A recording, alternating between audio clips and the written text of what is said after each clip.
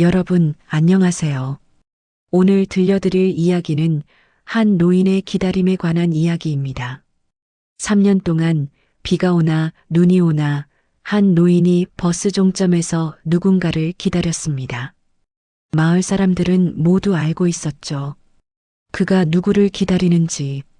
하지만 아무도 말하지 않았습니다. 아버지, 저 왔어요.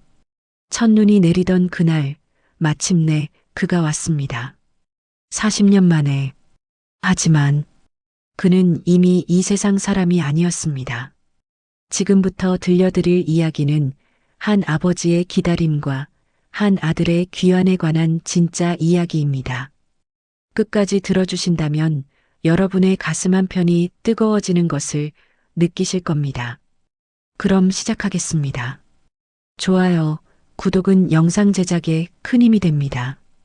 박만식 노인은 올해로 76입니다. 그의 하루는 언제나 똑같이 시작됩니다.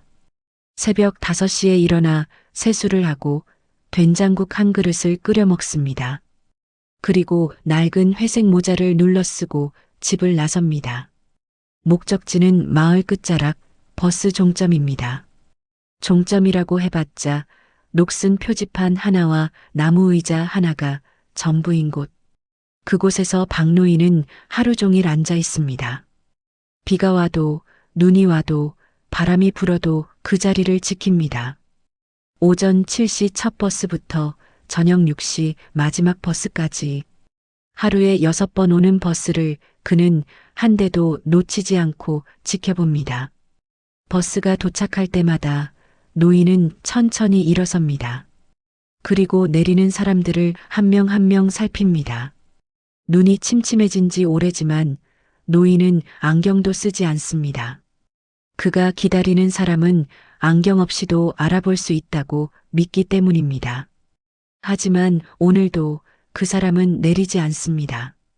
버스가 떠나고 노인은 다시 의자에 앉습니다. 그리고 다음 버스를 기다립니다. 이런 일상이 벌써 3년째입니다. 마을 사람들은 모두 알고 있습니다. 박노인이 누구를 기다리는지. 하지만 아무도 그에게 묻지 않습니다. 물어봤자 같은 대답만 돌아올 것을 알기 때문입니다.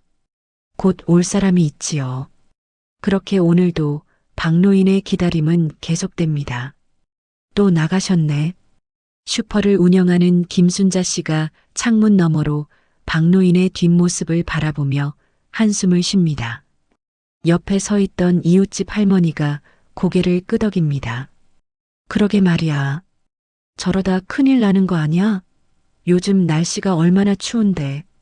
말을 해도 안 들으셔. 작년 겨울에 폐렴으로 입원했을 때도 퇴원하자마자 또 나가시더라고. 김순자 씨는 걱정스러운 표정으로 말을 이었습니다. 아드님이 돌아가셨잖아요. 벌써 5년이나 됐는데 아직도 못 받아들이시는 것 같아요. 마을 사람들 사이에서는 모두가 아는 이야기입니다. 박노인의 외아들 박준수 씨. 40년 전 25의 나이로 서울로 떠났습니다. 더 나은 삶을 찾아서 고향에 계신 아버지께 꼭 성공해서 돌아오겠다는 약속을 남기고 처음 몇 년은 편지가 왔습니다. 한 달에 한두 번씩 일자리를 구했다는 소식, 작은 방을 얻었다는 소식, 곧 사업을 시작할 거라는 소식. 그러다 편지가 뜸해졌습니다. 1년에 한 번, 2년에 한 번. 그리고 어느 순간부터는 아예 소식이 끊겼습니다. 박노인은 기다렸습니다. 10년, 20년, 30년. 아들이 돌아올 거라고, 아니 최소한 소식이라도 올 거라고 믿으며. 그러던 5년 전 경찰서에서 연락이 왔습니다. 서울 어느 쪽방촌에서 박준수 씨의 시신이 발견되었다고. 지병으로 혼자 사망한 지 며칠이 지난 후였다고. 주변의 가족 연락처를 찾아 연락했다고.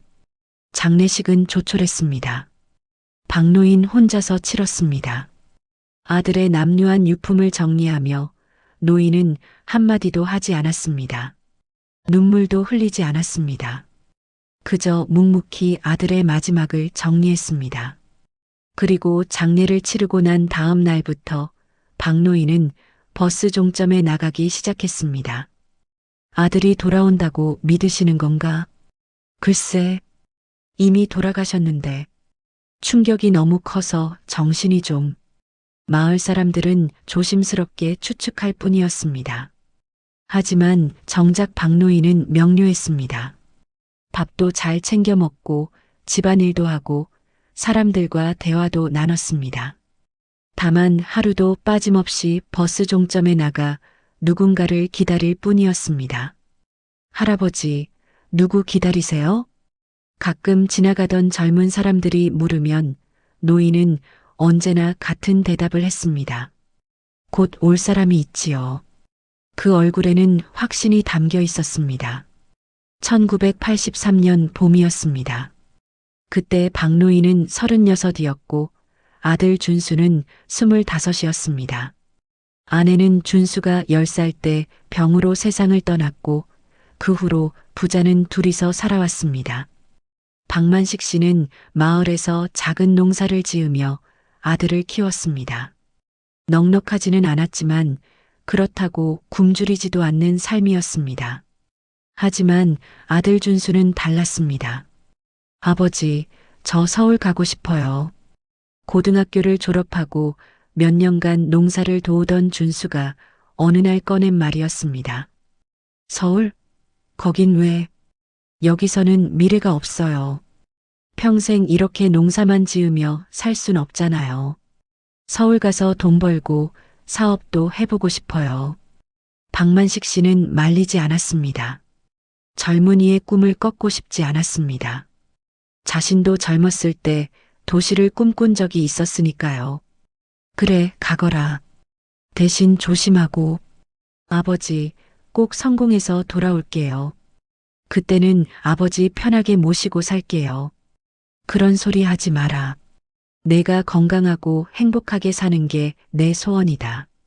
1983년 4월 15일 아침, 박만식 씨는 아들을 버스 정류장까지 데려다 주었습니다.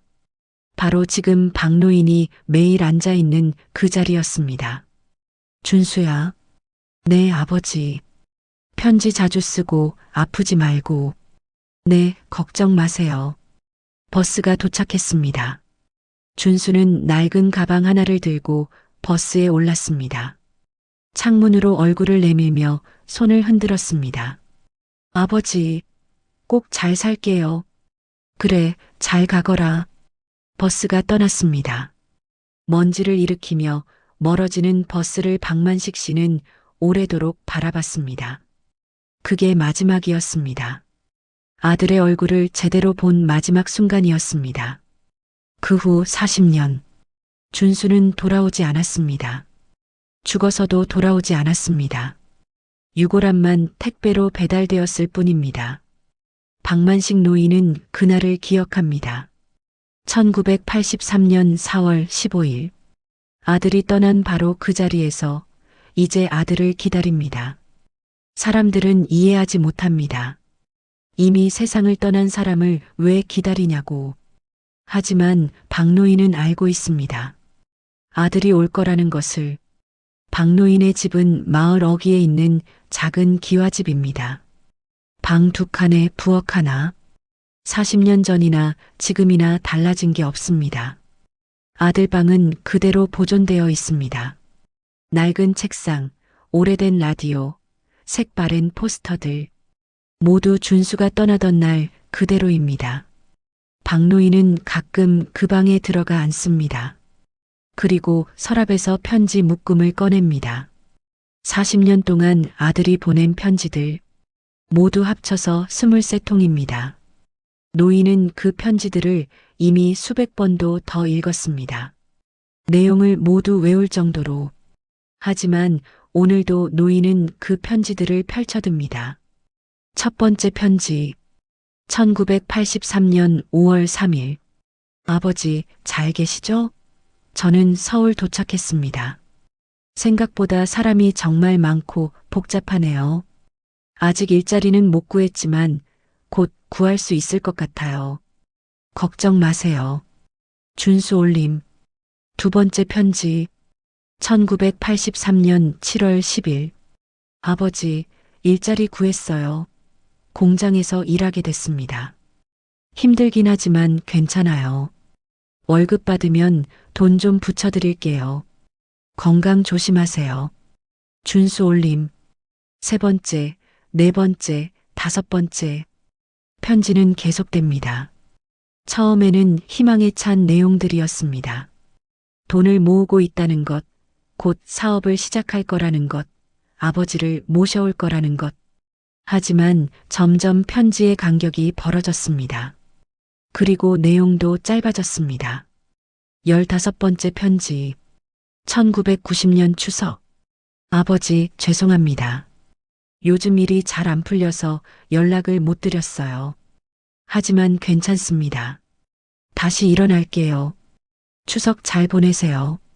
준수. 20번째 편지. 1995년 겨울. 아버지, 건강하시죠? 저도 잘 있습니다. 곧 좋은 소식 전하겠습니다. 준수. 그리고 마지막 편지. 2000년 봄. 아버지, 미안합니다. 제가 약속을 지키지 못해서. 하지만 포기하지 않을게요. 꼭 성공해서 돌아가겠습니다. 기다려주세요. 준수. 그 후 23년 동안 편지는 오지 않았습니다. 박노인은 편지를 다시 묶어 서랍에 넣습니다. 그리고 중얼거립니다. 기다린다고 했잖니. 아버지는 기다리고 있다. 봄이 왔습니다. 버스 종점 옆으로 벚꽃이 핍니다. 분홍빛 꽃잎이 바람에 날려 노인의 어깨에 내려앉습니다. 하지만 노인은 꽃을 보지 않습니다. 오직 버스만 바라봅니다. 오전 7시 버스. 학생 몇 명과 직장인 몇 명이 내립니다. 오전 10시 버스. 장 보러 가는 아주머니들이 내립니다. 오후 1시 버스. 택배기사와 우체부가 내립니다. 오후 4시 버스. 학교 마친 아이들이 내립니다. 오후 6시 버스. 퇴근하는 사람들이 내립니다.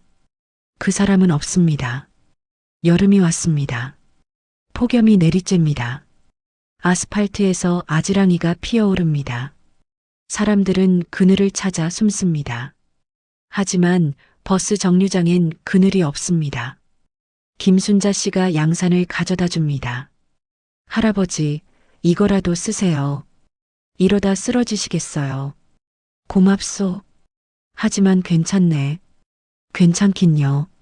얼굴이 벌겋게 달아올랐잖아요. 아직 버스가 2대 남았어. 아, 알았어요. 그럼 물이라도 많이 드세요. 노인은 고개를 끄덕이고 다시 시선을 도로로 돌립니다. 땀이 등을 타고 흐릅니다. 목이 타들어갑니다. 하지만 노인은 움직이지 않습니다. 오후 4시 버스가 옵니다. 문이 열립니다. 그 사람은 없습니다. 가을이 왔습니다. 단풍이 들고 바람이 선선해집니다. 낙엽이 버스 정류장 주변에 쌓입니다. 노인은 가끔 빗자루를 가져와 낙엽을 쓸어냅니다. 깨끗해야지. 그 사람이 왔을 때 지저분하면 안 되니까. 노인은 혼잣말을 합니다. 이제 혼잣말이 늘었습니다. 마을 사람들은 걱정스러운 눈으로 바라봅니다. 저러시다가 정말. 하지만 아무도 말리지 못합니다. 말려봤자 소용없다는 걸 알기 때문입니다. 오전 10시 버스. 병원 가는 환자들이 내립니다. 오후 1시 버스. 관공서 볼일 보러 온 사람들이 내립니다. 오후 6시 버스. 하루를 마친 사람들이 내립니다. 그 사람은 없습니다. 겨울이 왔습니다. 찬바람이 불고 첫눈이 내립니다. 노인은 두꺼운 파카를 입고 나옵니다. 손에는 핫팩을 쥐고 있습니다. 할아버지, 오늘은 날씨가 너무 추워요. 집에 계세요. 안 되네. 오늘 올지도 모르잖아. 하지만 괜찮아. 나 이 정도는 견딜 수 있어. 눈이 쌓입니다. 노인의 어깨에, 모자에, 무릎에 하지만 노인은 눈을 털지 않습니다. 그저 버스를 기다립니다. 계절이 바뀌어도 날씨가 바뀌어도 박노인의 기다림은 변하지 않습니다. 3년 동안 1095일 동안 6570대의 버스를 보냈습니다. 하지만 포기하지 않습니다. 오늘은 올 거야. 오늘은 김순자 씨는 올해 56입니다. 이 마을에서 20년째 슈퍼를 운영하고 있습니다. 박노인과는 오래된 이웃입니다. 슈퍼는 버스 정류장에서 50m 떨어진 곳에 있습니다. 그래서 김순자 씨는 늘 창문 너머로 박노인을 볼 수 있습니다. 오늘도 김순자 씨는 걱정스러운 눈으로 노인을 바라봅니다. 저러시다가 큰일 나겠어. 혼잣말을 하며 김순자 씨는 따뜻한 보리차를 보온병에 담습니다. 그리고 슈퍼를 잠시 비우고 밖으로 나갑니다. 할아버지, 오, 순자 씨. 웬일이요? 이거 드세요. 따뜻한 차예요. 고맙소. 노인이 보온병을 받아듭니다. 김순자 씨는 옆에 앉습니다. 할아버지, 진짜 궁금해서 여쭤보는 건데요. 누구를 기다리세요? 노인은 잠시 침묵합니다. 그리고 천천히 입을 엽니다. 내 아들이요. 준수 씨요? 그래요. 김순자 씨는 말을 잇지 못합니다. 준수 씨가 이미 세상을 떠났다는 걸 모르는 사람이 이 마을에 없습니다. 할아버지, 준수 씨는 알아요. 죽었다는 거. 나도 장례 치렀잖소. 그런데, 하지만 아직 돌아오지 않았어요. 노인의 목소리는 명료했습니다. 혼란스러운 것도 아니고 착각하는 것도 아니었습니다. 확신에 차 있었습니다. 제 말은요, 준수가 살아서는 여기 못 왔잖소. 40년 동안 한 번도. 그러니까 죽어서라도 와야지. 마지막으로 아버지 얼굴이라도 보고 가야 하는 거 아니겠소? 김순자 씨는 가슴이 먹먹해졌습니다. 그래서 기다리시는 거예요? 그렇소. 준수가 꼭 온다고 약속했거든. 마지막 편지에 꼭 돌아가겠습니다라고. 그 약속을 지킬 거요. 하지만 할아버지, 나도 안다네. 사람들이 뭐라고 하는지. 노망났다고, 정신 나갔다고. 하지만 상관없어. 아버지가 기다린다면 아들은 온다네. 노인은 다시 도로를 바라봅니다. 김순자 씨는 더 이상 말할 수 없었습니다. 그저 노인의 어깨를 토닥이고 슈퍼로 돌아왔습니다. 그날 밤 김순자 씨는 남편에게 말했습니다. 여보, 박 할아버지. 너무 안쓰러워. 할아버지가 뭐라고 하시던가. 아들이 온다고, 죽어서라도 온다고 하시더라고. 그게 무슨. 그러니까 산 사람으로는 못 왔으니까 죽어서라도 마지막으로 와야 한다는 거지. 효자 노릇을 못했으니까. 남편은 한동안 말이 없었습니다. 그리고 중얼거렸습니다. 어쩌면 진짜 올지도 모르지. 무슨 소리야? 아니, 그냥 아버지의 간절함이 그 정도면 하늘도 감동하지 않을까 싶어서. 김순자 씨도 그렇게 믿고 싶었습니다. 가을 어느 날 한 젊은 남자가 버스에서 내렸습니다. 30 초반으로 보이는 깔끔한 정장을 입은 남자였습니다. 도시에서 온 듯한 인상이었습니다. 남자는 주변을 둘러보다가 박노인을 발견했습니다. 저기 실례합니다. 이 근처에 민박집이 있을까요? 민박? 이 마을에는 없는데. 차로 10분 거리에 모텔이 하나 있소. 아, 그렇군요. 감사합니다. 남자는 가방을 메고 걸어가려다가 문득 노인에게 물었습니다. 할아버지, 여기서 뭐 하세요? 기다리고 있네. 누굴요? 내 아들. 아, 아들분이 오시나 보네요. 몇 시에 오세요? 모르지. 언젠가는 올 거요. 남자는 이상하다는 표정을 지었습니다. 그런데 왜 여기서 기다리세요? 집에서 기다리시면 되잖아요. 여기가 약속 장소니까. 약속 장소요? 그래요. 40년 전에 이 자리에서 헤어졌거든. 그러니 다시 만나는 것도 이 자리여야지. 남자는 잠시 말이 없었습니다. 그리고 조심스럽게 물었습니다. 혹시 아들분과 연락이 안 되시나요? 안 되지. 이미 저승으로 갔거든. 네, 5년 전에 죽었어. 서울에서 혼자서. 남자는 당황했습니다.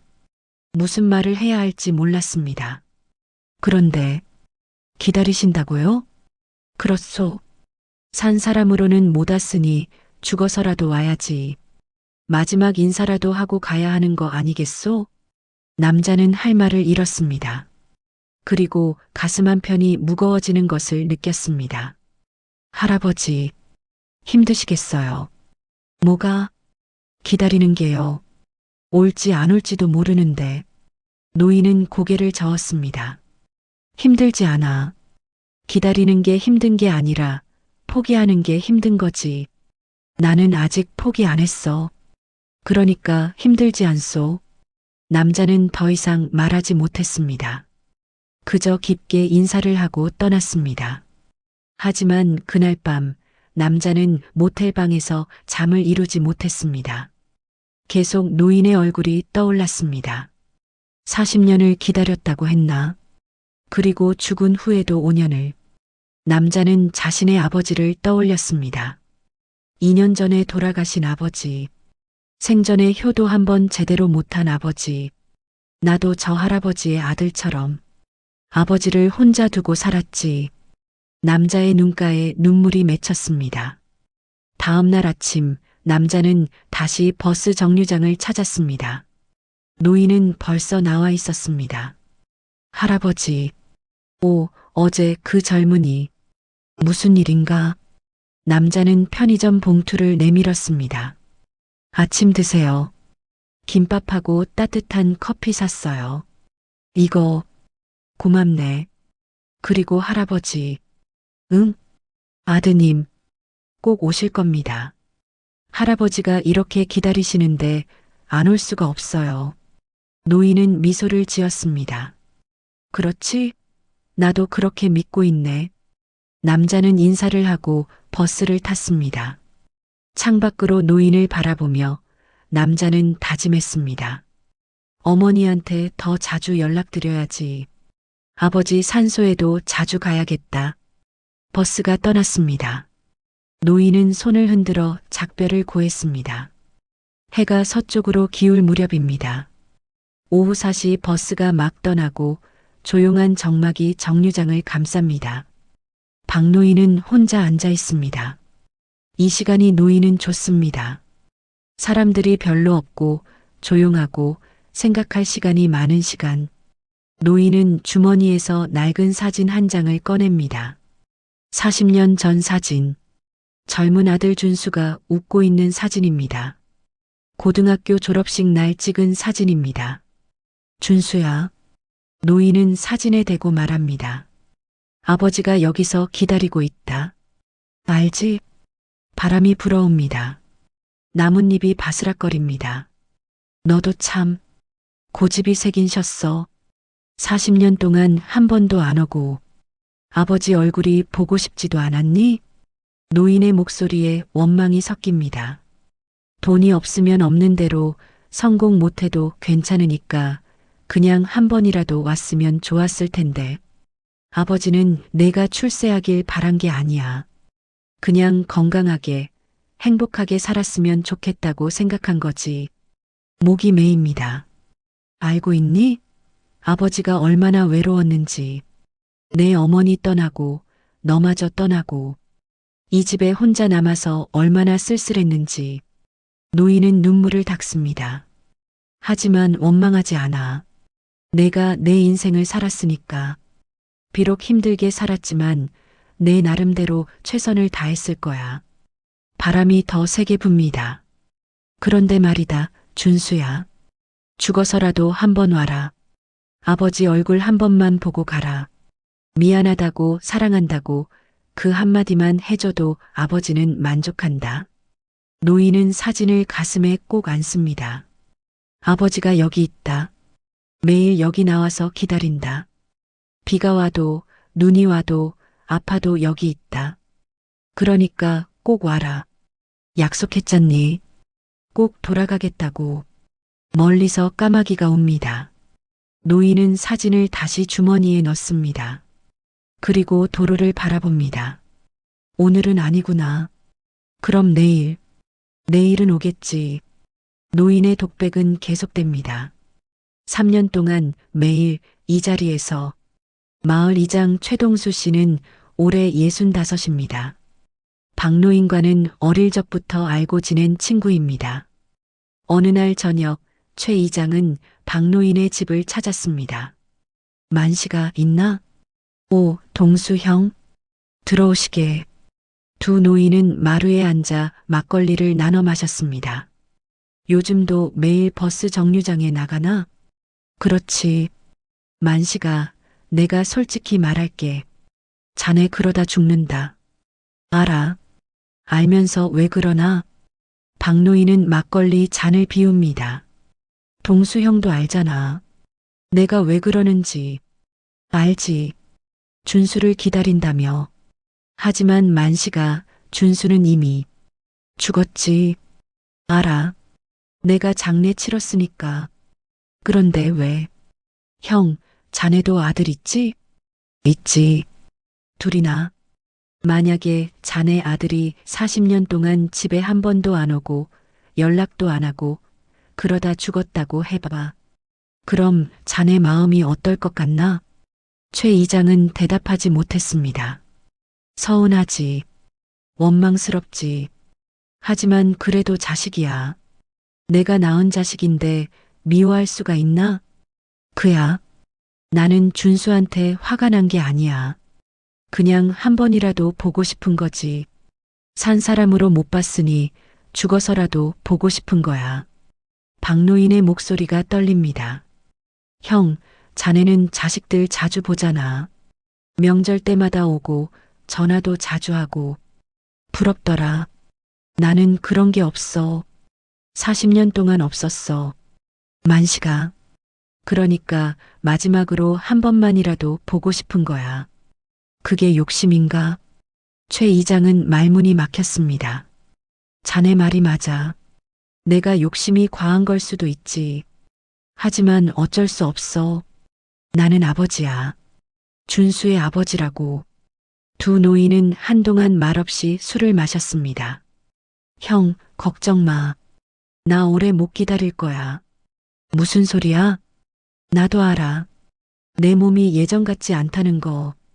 기침도 심해지고 숨도 가빠지고 아마 올해를 못 넘길지도 몰라. 만시가 그런 소리 하지 마. 사실이잖아. 그래서 더 기다려야 해. 내가 죽기 전에 준수를 봐야 한다고. 박노인은 빈 잔을 내려놓습니다. 형, 만약에 내가 죽으면 부탁 하나만 들어줘. 무슨 부탁?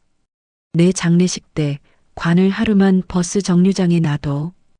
혹시 모르잖아. 준수가 그때 올지. 최 이장은 눈물을 참았습니다. 알았어. 그렇게 하지. 고맙네. 그날 밤 최 이장은 집에 돌아와 아들들에게 전화를 걸었습니다. 너희들 앞으로 아버지 자주 보러 와라. 알았지? 아버지 무슨 일 있어요? 아니다. 그냥 보고 싶어서. 전화를 끊고 최 이장은 한숨을 쉬었습니다. 만시가 자네 소원이 꼭 이루어졌으면 좋겠네. 12월이 되었습니다. 올해도 이제 한 달밖에 남지 않았습니다. 박노인은 여전히 버스 정류장에 나갑니다. 하지만 예전만큼 오래 있지는 못합니다. 몸이 약해졌습니다. 기침이 잦아지고 걸음도 느려졌습니다. 김순자 씨는 병원에 가보라고 권했지만 노인은 고개를 저었습니다. 괜찮아. 조금만 더 기다리면 돼. 12월 15일 첫눈이 내렸습니다. 아침부터 하얀 눈송이가 내려왔습니다. 마을이 온통 하얗게 변했습니다. 박노인은 두꺼운 외투를 입고 나왔습니다. 하지만 추위가 뼛속까지 파고듭니다. 할아버지, 오늘은 들어가세요. 날씨가 너무 추워요. 김순자 씨가 또 말렸습니다. 오늘은 꼭 와야 해. 왜요? 첫눈 내리는 날이잖소. 준수 어머니가 돌아가신 날도 첫눈 내리는 날이었어. 그러니까 오늘은 특별한 날이야. 노인은 의자에 앉았습니다. 눈이 모자 위에 어깨 위에 쌓입니다. 오전 7시 버스가 왔습니다. 몇 명이 내렸습니다. 준수는 없습니다. 오전 10시 버스가 왔습니다. 또 몇 명이 내렸습니다. 준수는 없습니다. 정오가 되었습니다. 노인은 점심도 거르고 계속 앉아 있습니다. 눈은 계속 내립니다. 온 세상이 하얗습니다. 오후 1시 버스가 왔습니다. 준수는 없습니다. 오후 4시 버스가 왔습니다. 준수는 없습니다. 노인의 입술이 파래집니다. 손이 떨립니다. 하지만 일어나지 않습니다. 마지막 버스, 오후 6시, 조금만 더 기다리자. 김순자 씨가 뜨거운 핫팩과 담요를 가져왔습니다. 할아버지, 이거라도 쓰세요. 고맙소. 정말 괜찮으세요? 얼굴이 너무 창백하신데. 괜찮아. 마지막 버스만 보면 돼. 시간이 천천히 흘러갑니다. 오후 5시, 해가 지기 시작합니다. 오후 5시 30분, 하늘이 어두워집니다. 오후 5시 50분, 거리에 불이 켜집니다. 그리고 오후 6시, 멀리서 버스 소리가 들립니다. 노인은 천천히 일어섭니다. 다리가 후들거립니다. 하지만 정신은 또렷합니다. 버스가 멈춥니다. 문이 열립니다. 노인은 숨을 멈추고 바라봅니다. 한 사람, 두 사람, 세 사람. 사람들이 내립니다. 그리고 마지막으로 한 남자가 내립니다. 그 남자는 40대 중반으로 보였습니다. 키가 크고 마른 체격이었습니다. 낡은 코트를 입고 가방 하나를 들고 있었습니다. 남자는 버스에서 내려 주변을 둘러봤습니다. 그리고 박노인과 눈이 마주쳤습니다. 순간 시간이 멈춘 것 같았습니다. 노인은 그 남자를 뚫어지게 바라봤습니다. 심장이 미친 듯이 뛰었습니다. 저 얼굴, 저 눈빛, 남자도 노인을 바라봤습니다. 그리고 천천히 걸어왔습니다. 눈이 계속 내립니다. 하얀 눈송이가 두 사람 사이에 내려앉습니다. 남자가 노인 앞에 섰습니다. 혹시 박만식 어르신이십니까? 노인은 대답할 수 없었습니다. 목이 메었습니다. 저는 박준수의 친구였습니다. 노인의 가슴이 철렁했습니다. 친구, 어르신을 찾아오려고 했는데 늦었습니다. 죄송합니다. 남자는 가방에서 봉투 하나를 꺼냈습니다. 준수 형이 돌아가시기 전에 저한테 이걸 맡겼습니다. 아버지께 꼭 전해달라고. 노인의 손이 떨렸습니다. 봉투를 받았습니다. 준수가 뭐라고 했소? 형은 마지막까지 아버지 얘기를 했습니다. 효자 노릇 못해서 죄송하다고, 아버지가 보고 싶다고. 눈물이 흘러내렸습니다. 노인의 주름진 얼굴을 타고. 그리고 이것도요. 남자는 또 다른 봉투를 꺼냈습니다. 형이 평생 모은 돈입니다. 많지는 않지만 아버지께 드리고 싶다고 했습니다. 돈은 필요 없소. 노인은 고개를 저었습니다. 돈은 필요 없어. 그냥 우리 준수가 한 번만이라도 왔으면 좋겠는데. 남자는 잠시 망설이다가 말했습니다. 어르신, 사실은요. 응? 준수 형이 돌아가시기 전날 저한테 말했습니다. 꿈을 꿨다고. 꿈? 네. 어르신이 버스 정류장에서 자기를 기다리는 꿈이었다고 합니다. 첫눈 내리는 날 마지막 버스를 기다리신다고. 노인은 숨이 멎는 것 같았습니다. 그래서 형은 저한테 부탁했습니다. 만약 내가 죽으면 첫눈 내리는 날 마지막 버스를 타고 아버지를 찾아가 달라고, 형이 못한 인사를 대신 전해달라고. 남자는 깊게 인사했습니다. 어르신, 준수 형을 대신해서 사과드립니다. 40년 동안 찾아뵙지 못해서, 효자 노릇 못해서 죄송합니다. 그리고 남자는 또 인사했습니다. 그리고 감사합니다. 형을 낳아주시고 키워주셔서. 형은 어르신의 사랑을 평생 기억하고 있었습니다. 남자의 목소리도 떨렸습니다. 그리고 사랑합니다. 형을 대신해서 말씀드립니다. 아버지 사랑합니다. 박노인은 더 이상 참을 수 없었습니다. 준수야. 노인은 남자를 껴안았습니다. 마치 진짜 아들을 안는 것처럼. 준수야, 왔구나. 드디어 왔구나. 눈이 더 많이 내렸습니다. 두 사람을 덮었습니다. 남자의 이름은 강민수였습니다. 그는 30년 전 서울의 한 공장에서 박준수를 만났습니다. 둘은 같은 기숙사에서 생활하며 친구가 되었습니다. 형은 좋은 사람이었어요. 강민수는 노인에게 말했습니다. 둘은 김순자 씨의 슈퍼 안에 앉아 있었습니다. 김순자 씨가 따뜻한 차를 내왔습니다. 비록 돈은 많이 못 벌었지만 항상 다른 사람을 도왔습니다. 제가 힘들 때도 많이 도와주셨어요. 그래, 우리 준수가. 네. 형은 특히 고향 이야기를 자주 하셨습니다. 아버지 이야기를요. 나를? 네. 형은 항상 후회하고 있었습니다. 젊었을 때 잘못된 선택을 했다고, 고향을 떠나지 말았어야 했다고. 강민수는 차를 한 모금 마셨습니다.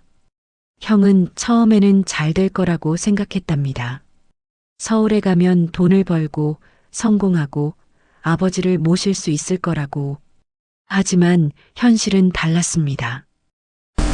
일자리는 불안정했고 돈은 모이지 않았고 시간은 계속 흘렀습니다. 형은 부끄러웠답니다. 아무것도 이루지 못한 채로 아버지를 찾아갈 수가 없었다고. 노인은 고개를 저었습니다. 바보. 그런 게 중요한 게 아닌데. 형도 알았을 겁니다. 하지만 자존심이 허락하지 않았던 것 같아요. 그렇게 시간이 흘러서 10년, 20년, 30년. 어느새 돌이킬 수 없게 되어버렸습니다. 강민수의 목소리가 낮아졌습니다. 그리고 형은 병에 걸렸습니다. 심장병이었어요. 치료를 받았지만 나아지지 않았습니다. 형은 알았습니다. 자신이 오래 살지 못한다는 것을. 마지막 날 형은 저를 불렀습니다. 그리고 봉투 2개를 줬습니다. 하나는 편지, 하나는 돈이었습니다. 강민수는 노인을 바라봤습니다. 형은 말했습니다. 민수야, 내가 못한 효도를 내가 대신해줘. 아버지한테 가서 사과하고 감사하고 사랑한다고 전해줘. 그리고 이 돈을 드려. 평생 모은 거야. 많지 않지만 아버지 용돈이라도 되시게라고. 노인은 눈물을 닦았습니다. 그리고 형은 마지막으로 미소를 지었습니다. 이제야 아버지한테 갈 수 있겠다라고 하시면서. 준수야. 어르신, 형은 행복했을 겁니다. 마지막에라도 아버지를 생각할 수 있어서. 그리고 이렇게 전할 사람이 있어서. 강민수는 일어서며 다시 인사했습니다. 형을 대신해서 다시 한번 말씀드립니다. 죄송합니다. 감사합니다. 사랑합니다. 박노인은 강민수의 손을 꼭 잡았습니다. 고맙소. 진심으로 고맙소. 자네 덕분에 우리 준수를 만났네. 아닙니다. 제가 해야 할 일이었습니다. 강민수는 작별 인사를 하고 떠났습니다. 노인은 오래도록 그의 뒷모습을 바라봤습니다. 그날 밤 노인은 집에 돌아와 편지를 펼쳤습니다. 편지는 삐뚤삐뚤한 글씨로 쓰여 있었습니다. 준수의 마지막 편지였습니다. 아버지께, 저는 이제 곧 아버지가 계신 곳으로 갑니다. 아니, 어쩌면 더 먼 곳으로 갈지도 모르겠습니다. 저는 좋은 아들이 아니었으니까요. 40년 동안 한 번도 찾아뵙지 못했습니다. 전화도 하지 못했습니다. 부끄러웠습니다. 아무것도 이루지 못한 채로 아버지를 뵐 수가 없었습니다. 아버지는 저에게 말씀하셨죠. 성공 같은 건 중요하지 않다. 내가 건강하고 행복하면 된다고. 하지만 저는 이해하지 못했습니다. 그때는 어렸고 욕심이 많았고 세상을 몰랐습니다. 이제야 압니다. 아버지의 말씀이 무슨 뜻이었는지, 가족이 얼마나 소중한지, 함께 있는 시간이 얼마나 귀한지. 하지만 너무 늦었습니다. 이제 저는 돌아갈 수 없습니다. 몸도 아프고 시간도 없고 용기도 없습니다. 그래서 이 편지를 씁니다. 제가 못한 말들을 쓰기 위해서. 아버지, 죄송합니다. 효자 노릇 못해서, 곁에 없어서, 외롭게 해드려서. 아버지, 감사합니다. 저를 낳아주시고, 키워주시고, 사랑해주셔서. 아버지가 아니었다면 저는 이 세상에 존재하지도 못했을 겁니다. 아버지, 사랑합니다. 평생 말하지 못한 그 말. 이제라도 합니다. 정말 사랑합니다. 아버지, 다음 생에 다시 태어난다면 꼭 아버지의 아들로 태어나고 싶습니다. 그리고 그때는 절대 떠나지 않겠습니다. 평생 곁에서 효도하겠습니다. 아버지, 부디 건강하세요. 오래오래 사세요. 그리고 저를 용서해 주세요. 마지막으로 꿈에서라도 만날 수 있다면 좋겠습니다. 사랑하는 아버지께, 불효자 준수 올림. 박노인은 편지를 읽고 또 읽었습니다. 눈물이 멈추지 않았습니다. 40년 동안 기다린 말들이었습니다.